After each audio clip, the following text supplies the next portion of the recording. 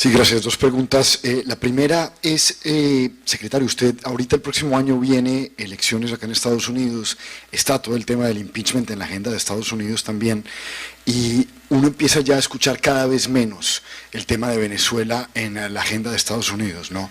¿No teme que esa nueva retórica de la que usted habla, de la que usted vino a proponer acá en la OEA, se desvanezca? Primera pregunta. Y segunda pregunta, pues llama mucho la atención también que usted en esos 5 pilares que menciona sobre qué es lo que mantiene a Maduro en el poder, no menciona el tema de China. China es, por varias fuentes, el que recibe creo que más de 1/3 del petróleo venezolano y ha financiado durante años, incluso desde Chávez, el gobierno de, pues el gobierno de Venezuela. Entonces quería saber la opinión suya sobre esa influencia de China en Venezuela. Respecto a las actuaciones y a los posicionamientos de los países, sea en proceso electoral o no en proceso electoral, nosotros no tenemos comentarios para emitir.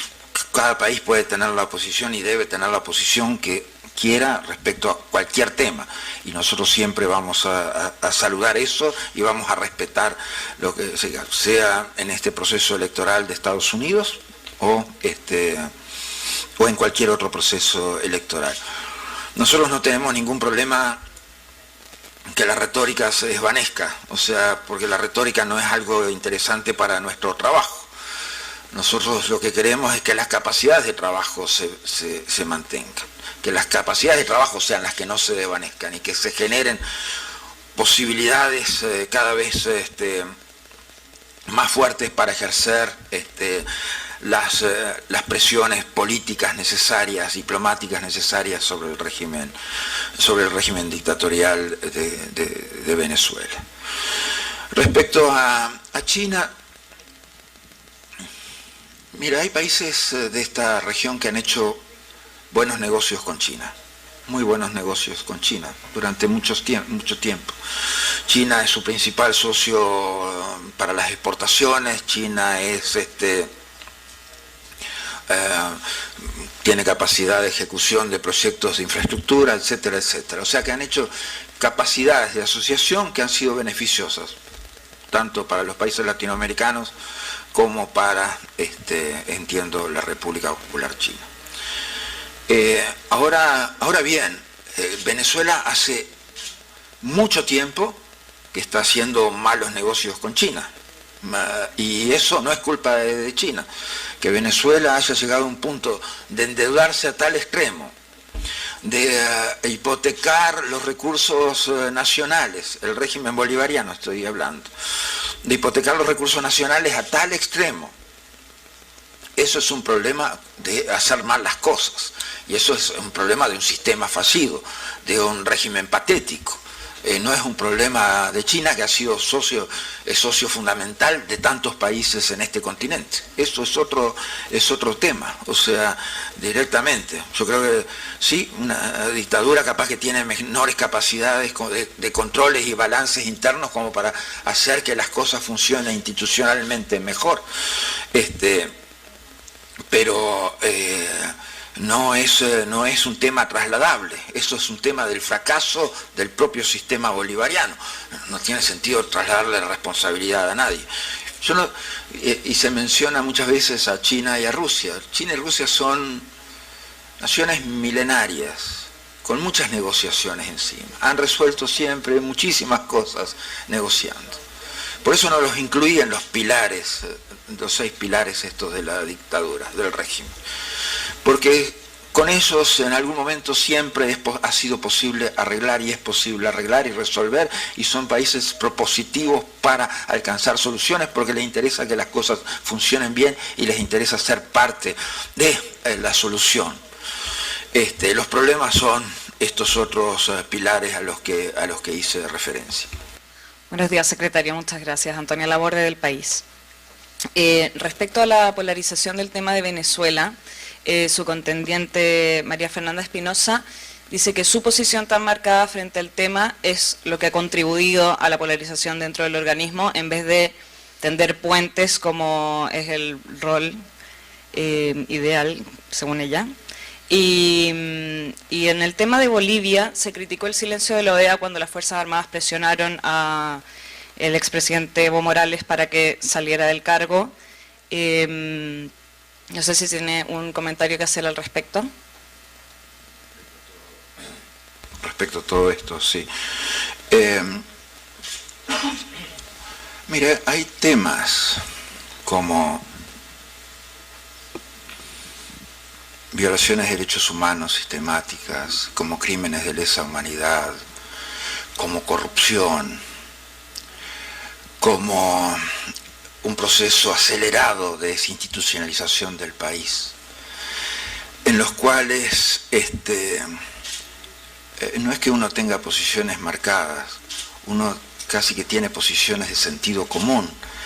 No sé cuál es la posición de sentido común que puede tener la candidata que usted ha mencionado respecto al tema de la corrupción bolivariana y a sus miles y miles de millones de dólares que tanta falta le hacen al pueblo venezolano. No sé cuál es la posición de sentido común que pueda tener la candidata respecto a las violaciones sistemáticas de derechos humanos.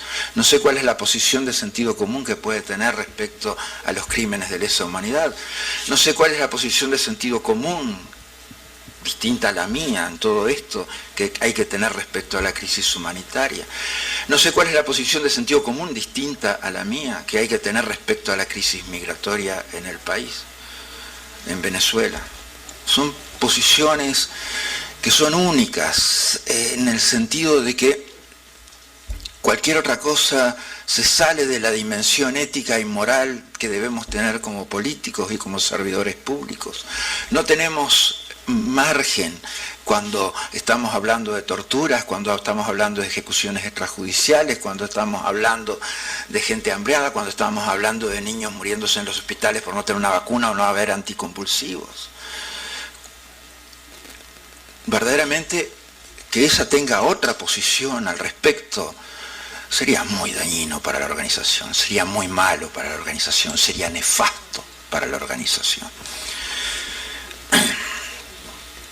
Mire, si hay algo respecto a lo cual no hemos tenido silencio en ningún momento es respecto al tema Bolivia.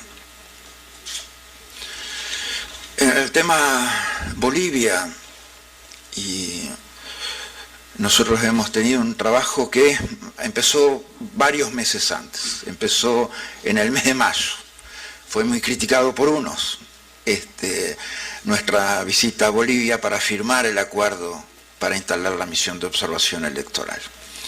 Sostuvimos durante esos 6 meses las condiciones para que la misión de observación electoral pudiera hacer un trabajo con resultados positivos para Bolivia. Nosotros, a través de ese acuerdo, abrimos 2 posibilidades y cerramos una. Abrimos una posibilidad que era muy difícil, que era porque los votos no habían dado en el referéndum anterior, de que Evo Morales ganara legítimamente esa elección. Abrimos la posibilidad de que la oposición ganara legítimamente esa elección y cerramos la posibilidad de que hubiera un fraude electoral. Cuando ocurre el manejo doloso del proceso electoral y del conteo de votos por parte de las autoridades electorales de Bolivia, pero con una clara responsabilidad de aquellos que ejercían la autoridad en el país. Y le digo clara responsabilidad porque también estuvimos durante esos días siguiendo muy de cerca el proceso con permanentes contactos con el gobierno, hasta la misma noche en que fue emitido el comunicado, el informe preliminar de la auditoría. Cuando se descubre un fraude de esa magnitud, la única opción que le queda al responsable de ese fraude, al beneficiario de ese fraude, es irse. No tenía otra opción. Pero dije, vamos a poner que es mañana, no mañana, el 20 de marzo. Son las elecciones acá en La OEA. Yo pongo una urna con doble fondo. Le doy vuelta y después resulta que los votos son para mí. Vamos a poner que me descubren. ¿Qué tengo que hacer yo? ¿Tengo que esperar que me pida el Consejo Permanente que me vaya y que renuncie? Me tengo que ir. Me tengo que ir en ese mismo momento. Sabíamos que Evo Morales, el expresidente Evo Morales, estaba hablando con su comandante en jefe, Calimán. Lo sabíamos. Pero habló varias veces en el día. Y Calimán mismo le recomendó como amigo, porque son amigos además Calimán y Evo. Le recomendó como amigo. No hay otra. No hay otra. Este despropósito institucional que has creado en el país no tiene otra manera de resolverse. Pero no fue eso. O sea, no era el tema para Evo Morales eso. El tema para Evo Morales era que verdaderamente ya no tenían propia sustentabilidad política de su propio partido cuando renuncia, de los propios movimientos sociales que lo habían llevado ahí. Esos son los pedidos de renuncia que Evo no puede contrarrestar. Esos son su base de apoyo, su base de poder se desintegró en ese momento. Y eso fue lo que Evo Morales no pudo contrarrestar. Cuando el expresidente Evo Morales